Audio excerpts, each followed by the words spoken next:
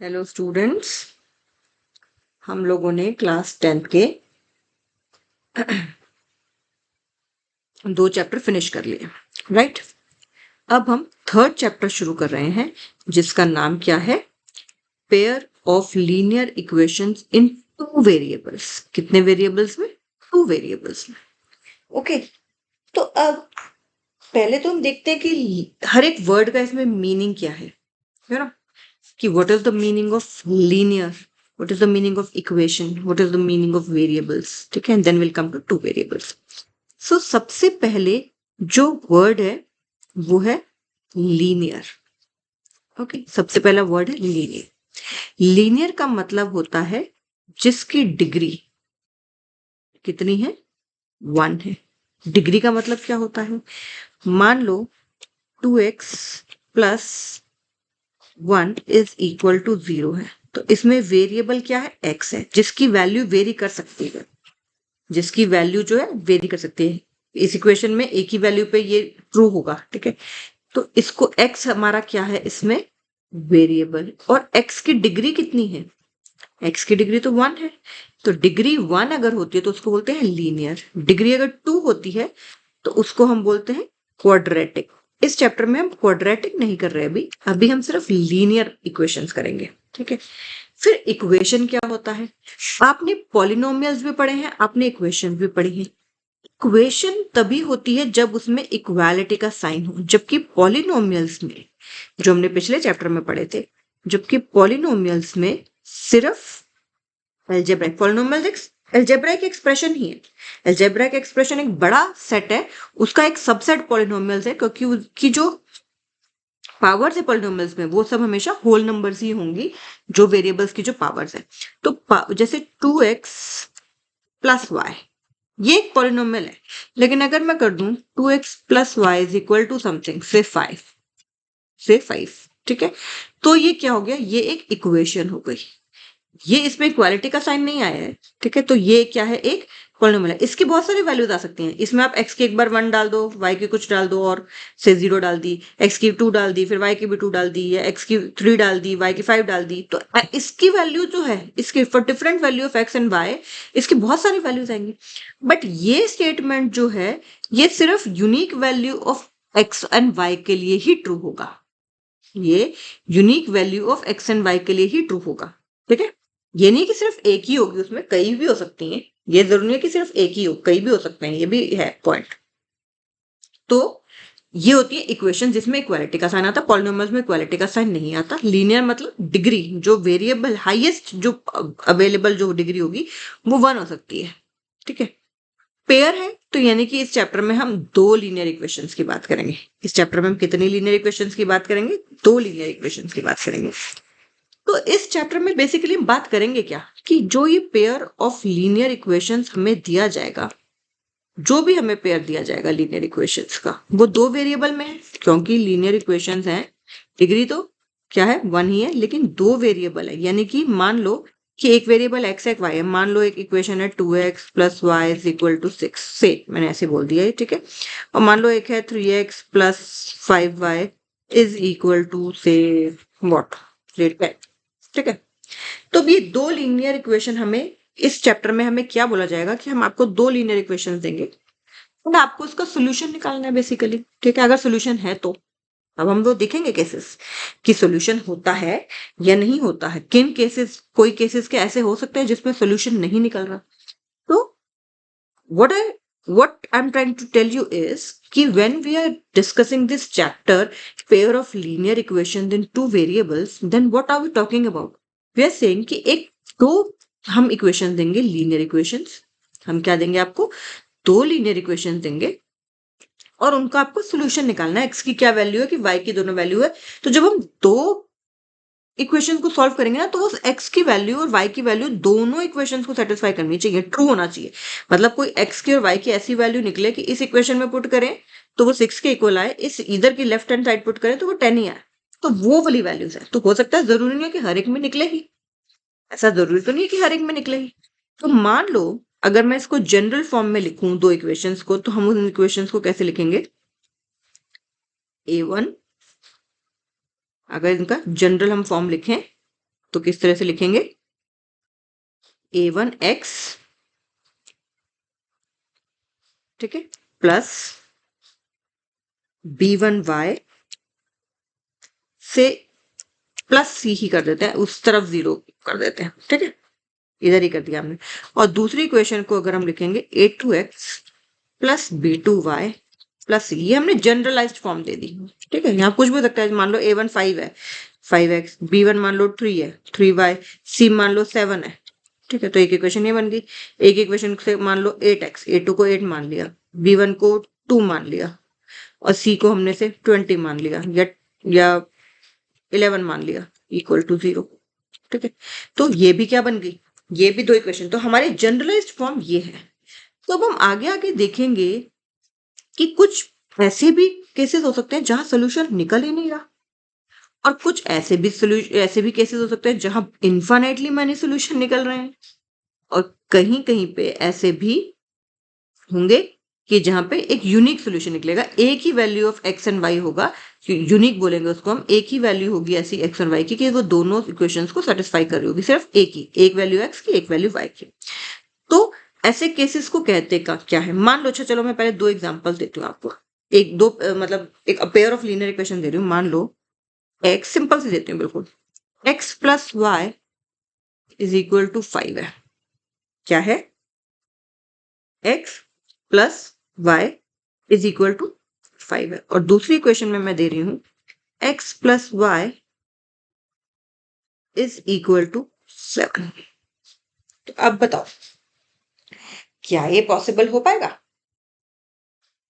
क्या ये पॉसिबल हो पाएगा कि दोनों इक्वेशन को सेटिस्फाई करे, दोनों को, एक को नहीं? तो पॉइंट इज कि वो दोनों को, एक के सेटिस्फाई करने के लिए तो हमें बहुत सारे मिल जाएंगी, लेकिन दोनों इक्वेशंस को सेटिस्फाई करें, क्या ये पॉसिबल है? Same values, not different values, mind it, same values. ऐसा नहीं कि पहली इक्वेशन में x plus Y equal to 5 में कोई और वैल्यू पुट कर दो आपने, से आपने बोला 2 प्लस 3 इज इक्वल टू 5 है, तो क्या इन्हीं 2 और 3 वैल्यू के लिए 2 प्लस 3 इक्वल टू 7 हो सकता है? नहीं हो सकता, उन्हीं वैल्यूज के लिए बात हो रही है। तो सोल्यूशन तो तभी हो ना जब x की और y की वो वैल्यूज निकले, x की वो वैल्यू निकले और y की वो वैल्यू निकले जो दोनों इक्वेशन में मैं पुट करूं और ये ट्रू होल्ड कर जाए। तो ये तो पॉसिबल नहीं है कि सेम वैल्यू के लिए x और y का सम 5 हो और उन्हीं वैल्यूज के लिए x प्लस वाई का सम 7 हो। Is it possible? No, it's not possible, right.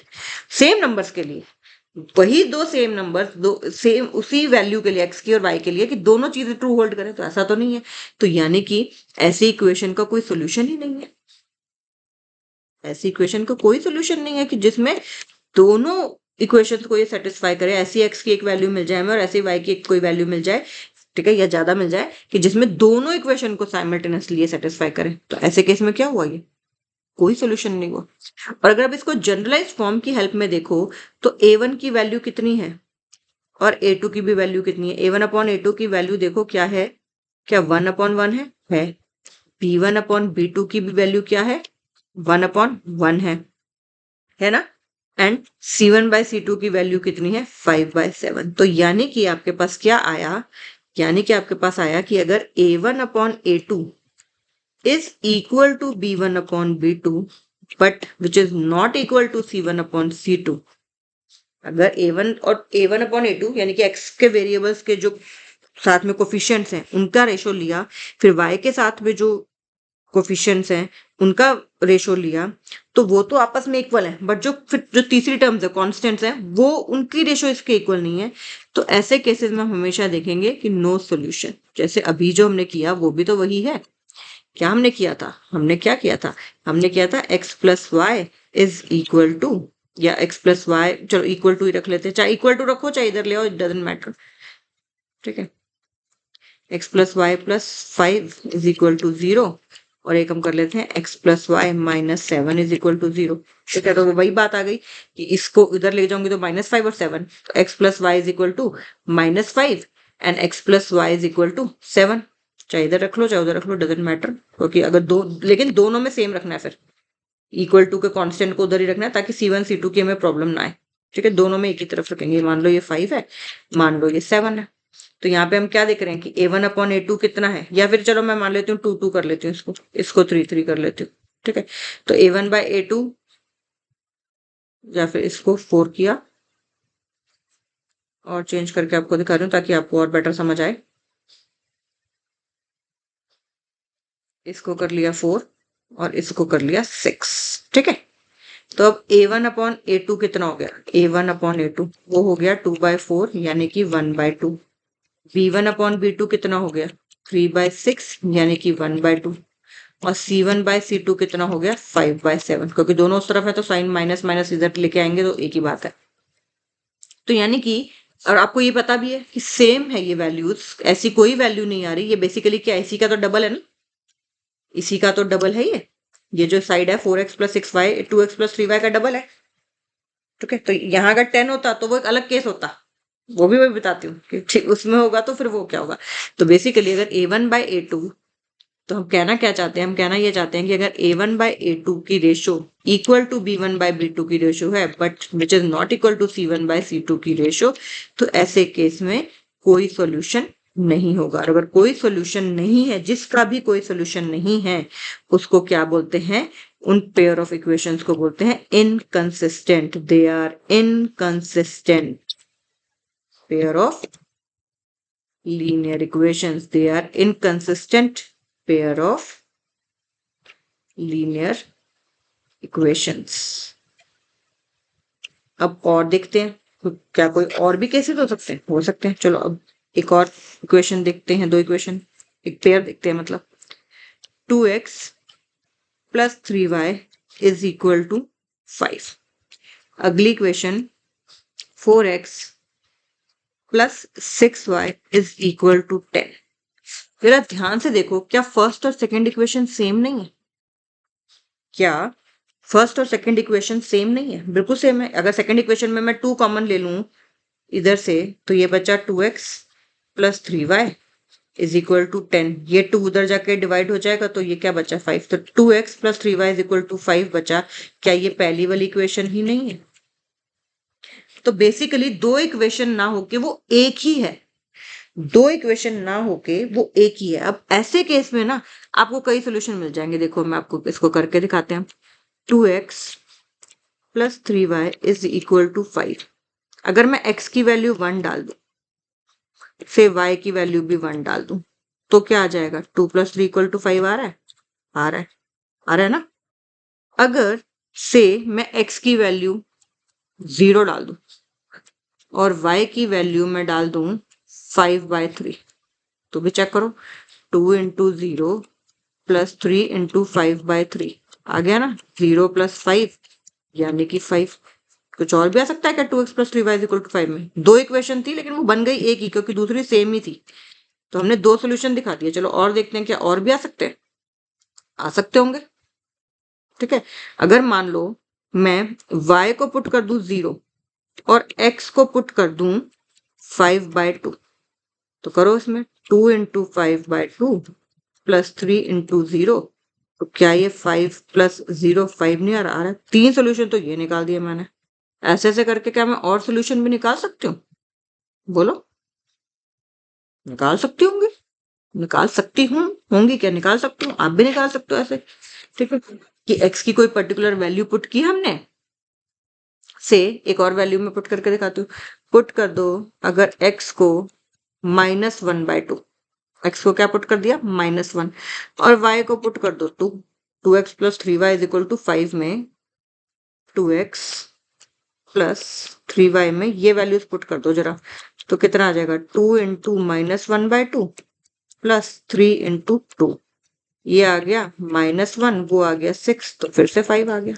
तो यानी कि जब दो इक्वेशंस की एक ही इक्वेशन बन गई, पहले हमें देखो नो सॉल्यूशन कब निकल रहा था, क्योंकि एक पर्टिकुलर वैल्यू ऑफ x के लिए या कुछ पर्टिकुलर वैल्यू ऑफ x और कुछ पर्टिकुलर वैल्यू ऑफ y के लिए वो दोनों इक्वेशंस ट्रू होल्ड नहीं कर रही थी। जैसे हमने बोला था कि x + y = 5 और x + y = 7, दो एक कोई भी पर्टिकुलर वैल्यूज के लिए ये दोनों इक्वेशन साइमल्टेनियसली ट्रू होल्ड नहीं कर रही थी। लेकिन अभी जो हमने केस किया, जो ये वाला हमने केस किया, जहां पे दो इक्वेशन हमने बेसिकली देखा पेयर ऑफ लीनियर इक्वेशन में कि वो दोनों इक्वेशन एक्चुअली में सेम ही है, दोनों इक्वेशन सेम ही है। तो बेसिकली दो इक्वेशन ना होके वो एक ही इक्वेशन है, तो दो इक्वेशन ना होके वो एक ही इक्वेशन है। तो ऐसे केस में भी हमने देखा 6-7 तो हमने निकाल ही दिए। तो ऐसे केस में हम क्या बोलते हैं, ऐसी जो इक्वेशन है जो दोनों बेसिकली सेम ही है, तो उनके कितने सोल्यूशन हो जाएंगे, उनके तो इनफाइनाइटली मैनी सॉल्यूशंस हो जाएंगे। अभी तो मैंने आपको 3 4 5 जो भी करके दिखाए हैं, ठीक है, बहुत सारे निकल जाएंगे। तो जब बेसिकली वो सेम ही है, वो सेम लाइंस हैं, तो सेम लाइंस हैं तो उनको क्या बोलेंगे, को इंसिडेंट है, वो एक दूसरे के ऊपर ही है, दे आर को इंसिडेंट लाइन्स। और उनके सॉल्यूशंस कितने होंगे, इनफाइनाइटली मैनी सॉल्यूशंस। को इंसिडेंट है तो मतलब बेसिकली दो लाइन ना हो के वो एक ही लाइन है, दूसरी लाइन भी वही है, ठीक है, वो दोनों डिफरेंट लाइंस ना हो कि एक ही लाइन है, इसलिए हम उनको बोलते हैं को इंसिडेंट लाइंस।